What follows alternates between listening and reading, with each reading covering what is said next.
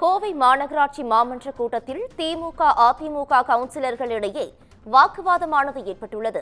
இதுகுறித்தான முழு விவரங்களை வழங்குவதற்காக எமது செய்தியாளர் ஞானசேகரன் இணைப்பில் இணைகிறார். ஞானசேகரன் வணக்கம். இது குறித்தான கூடுதல் விவரங்கள் என்ன? வணக்கம் பவித்ரா.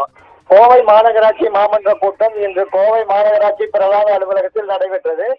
அண்மையில் கோவை அவினாசி சாலையில் ஜிடி நாயுடு மேம்பாலம் திறக்கப்பட்டது.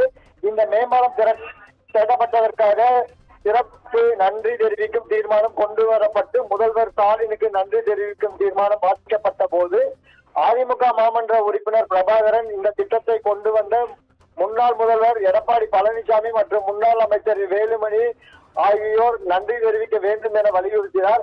அப்பொழுது திமுக மாமன்ற உறுப்பினர் ஒரு சேர ஒன்றிணைந்து அதிமுக மாமன்ற உறுப்பினர் பிரபாகரனிடம் வாக்குவாதத்தில் ஈடுபட்டனர். இதனால் சிறிது நேரம் பரபரப்பு சூழ்நிலை எழுந்து உள்ளது. பின்னர் சிறப்பு நன்றி தெரிவிக்கும் தீர்மானம் எதிர்த்து அதிமுக பொதுச் செயலாளர் எடப்பாடி பழனிசாமி மற்றும் முன்னாள் அமைச்சர் வேலுமணி வாழ்க என கோஷமிட்டபடியே அதிமுக உறுப்பினர்கள் பிரபாகரன் மற்றும் ரமேஷ் வெளிநடப்பு செய்தனர்.